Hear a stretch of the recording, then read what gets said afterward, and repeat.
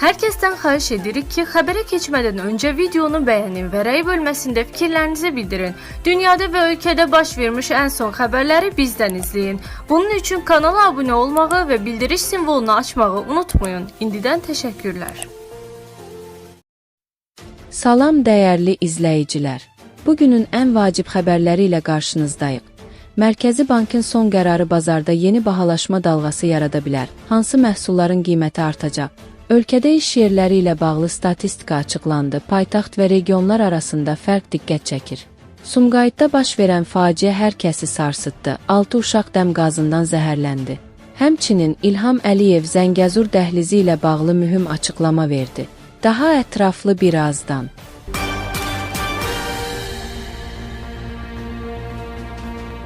Azərbaycan Mərkəzi Bankının AMB son qərarı və inflyasiya proqnozları ölkə iqtisadiyyatında ehtiyatlı optimistliyin hökm sürdüyünü, lakin risklərin hələ də masada qaldığını göstərir. Uçot dərəcəsinin 6-5% səviyyəsində sabit saxlanılması tənzimləyicinin mövcud inflyasiya təzyiqlərini nəzarətdə saxlamaq istəyindən xəbər verir. Xüsusilə 2026-cı il üçün inflyasiya proqnozunun 5% ətrafında qərarlaşması, qiymət artımının hədəf diapazonu olan 2%-6% dəhlizinin yuxarı həddinə yaxınlaşdığını nümayiş etdirir. Bu isə o deməkdir ki, qarşıdakı aylarda istehlak bazarında müəyyən bahalaşma tendensiyaları qaçılmaz ola bilər. Məsələ ilə bağlı Nocoment azla danışan iqtisadçı Əkrəm Həsənov qeyd edib ki, Mərkəzi Bankın qərarı daxili bazarda pul kütləsinin hərəkətini tənzimləməyə xidmət etsə də, inflyasiyanın əsas hərəkət verici qüvvəsi xarici amillərdir. Hazırda müşahidə olunan bahalaşma daha çox idxal inflyasiyası ilə bağlıdır. Regiondakı gərginlik, logistika xərclərinin artması və qlobal enerji bazarındakı dalğalanmalar birbaşa bizim daxili bazarımıza idxal olunan məhsulların qiymətinə təsir edir. Mərkəzi Bankın inflyasiya hədəfini qoruması üçün manatın məzənnəsinin sabitliyi ən mühüm qalxan rolunu oynayır. Onun sözlərinə görə, xüsusilə qida və xidmət sektorunda artım dinamikası daha qabarıq görünə bilər. Statistik rəqəmlər göstərir ki, qida məhsulları üzrə illik artımı artıq 6-8%-ə çatıb. Bu, gündəlik tələbat mallarının, xüsusən də idxal komponenti yüksək olan ərzaqların, un məmulatları, bitki yağları və süd məhsullarının qiymətində hiss olunacaq dərəcədədir. Əgər qlobal təchizat zəncirindəki qırılmalar davam edərsə, ilin sonuna qədər bu rəqəmlərin bir qədər də yuxarı sürüşməsi ehtimalı var.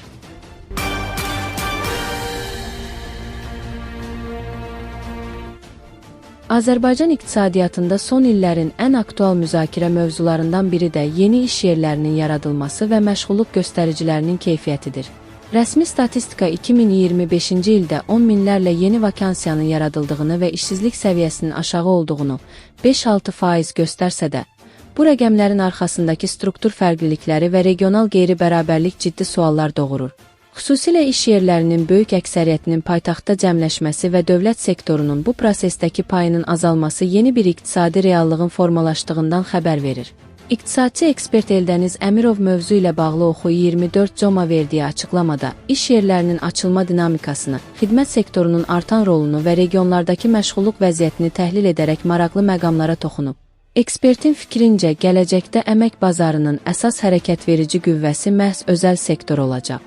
Azərbaycanda müvafiq dövlət qurumunun açıqladığı statistikada 2025-ci ildə 100 mindən artıq yeni iş yeri açıldığı bildirilir. Eynilə də rəsmi məlumatda bildirilir ki, işsizlik səviyyəsi 5-6% civarındadır. Rəsmi statistika heç də işsizliyin yüksək olduğunu göstərmir.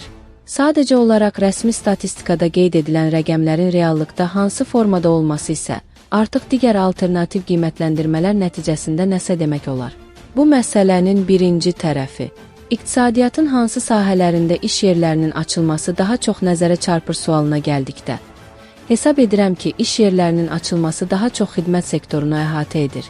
Regionlar üzrə məşğulluqla bağlı qənaətbəxş olmayan əsas məsələ odur ki, hər yeni açılan 5 iş yerindən 4-ü Bakının payına düşür. Yəni, hər 100 açılan iş yerindən 80 Bakıda açılır.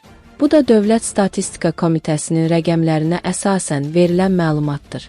Ümumiyyətlə, məşğulluqla bağlı ən xoşagəlməz məqam budur. Hansı sahələrdə gələcəkdə iş yerlərinin açılmasına gəlincə, düşünürəm ki, bütün hallarda yeni iş yerləri daha çox özəl sektorda açılır. Çünki dövlət qurumlarında yeni iş yerləri artıq açılmır. Çox nadir hallarda açılır. Bu da bəzən müxtəlif struktur islahatları nəticəsində mümkün olur, birləşmələr, ayrılmalar amma böyük ölçüdə yeni iş yerlərini yaradan özəl sektordur. Dövlətin özəl sektora diqqəti artdıqca, özəl sektorun payı qarşıdakı dönəmdə də artacaqdır.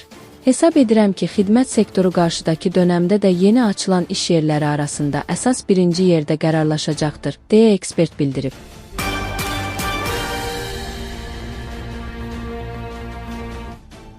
Xəbər verdiyimiz kimi, Sumqayıtda bir ailənin 6 üzvü dəm qazından zəhərlənib.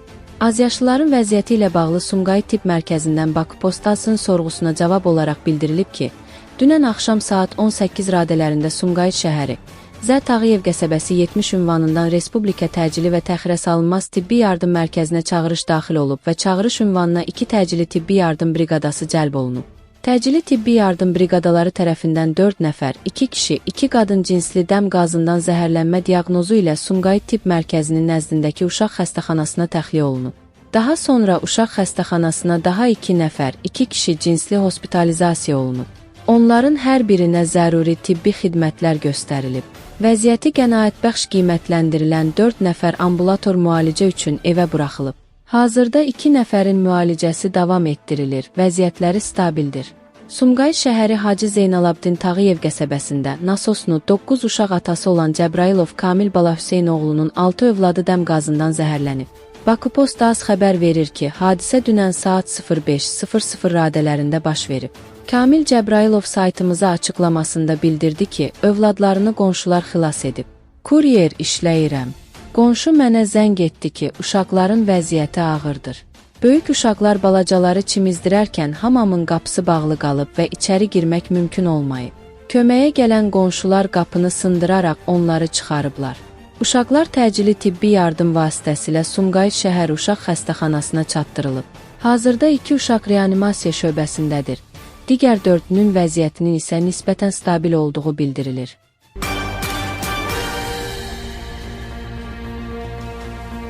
Zəngəzur dəhlizində avtomobil yolunun 90i, dəmir yolunun 70i tamamlanıb. Nocoment az xəbər verir ki, bunu Prezident İlham Əliyev Türk Dövlətləri Təşkilatına TƏT, üzv dövlətlərin hökumət başçılarının vitse-prezidentinin görüşünün iştirakçılarını qəbul edərkən söyləyib. Dövlət başçısı bildirib ki, bugün qarşıda duran əsas məsələlərdən biri nəqliyyat, logistika, tranzit imkanlarını genişləndirməkdir. Prinsip etibarilə buna hər zaman ehtiyac var. Çünki ölkələrimizdən keçən orta dəhliz hər birimizin marağına cavab verir. Xüsusilə indiki geosiyasi vəziyyətdə orta dəhliz, Trans-Xəzər dəhlizi, Zəngəzur dəhlizi, bu istiqamətdə olan digər layihələr daha böyük önəm daşıyır. Yəqin ki, bugün Azərbaycan tərəfi bu məsələ ilə bağlı məlumat verəcək. Azərbaycan ərazisində işlərin böyük hissəsi artıq görülüb. Həm dəmir yolları, Bakı Ticarət Limanı, bizim avtomobil yollarımız, hava limanlarımız, bütün nəqliyyat infrastrukturu hazır vəziyyətə gətirilib. O ki qaldı Zəngəzur dəhlizinin icrasına, orada avtomobil yolunun təqribən 90%, dəmir yolunun isə təxminən 70% hazırdır. Ümid edirəm ki, yaxın gələcəkdə bu layihə tam icra ediləcəkdir. Bilirik və çox şadıq ki, Türkiyədə də Qars-Naxçıvan dəmir yolunun tikintisinə start verilmişdir. Beləliklə, bu layihələrin uzlaşdırılması, koordinasiya şəklində icra edilməsi yeni bir önəmli beynəlxalq dəhliz açacaqdır. Bu, orta dəhlizin bir qolu olacaq və bizim inşa etdiyimiz dəmir yolu infrastrukturu birinci mərhələdə 15 milyon ton yükün daşınmasına hesablanıb. Amma gələcəkdə bu arta da bilər və yəqin ki, artacaq. Amma hər halda 15 milyon tonluq yeni bir dəhlizin açılması həm ölkələrimiz, həm də geniş coğrafiya üçün böyük önəm daşıyır.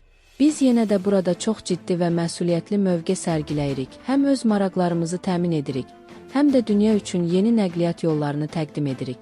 Yəni bu bir daha göstərir ki, bizim ölkələrimizin və təşkilatımızın məramı sülhə, əməkdaşlığa, əmin-amanlığa, qarşılıqlı hörmətə və qarşılıqlı maraqlara yönəlibdir, dövlət başçısı əlavə edib.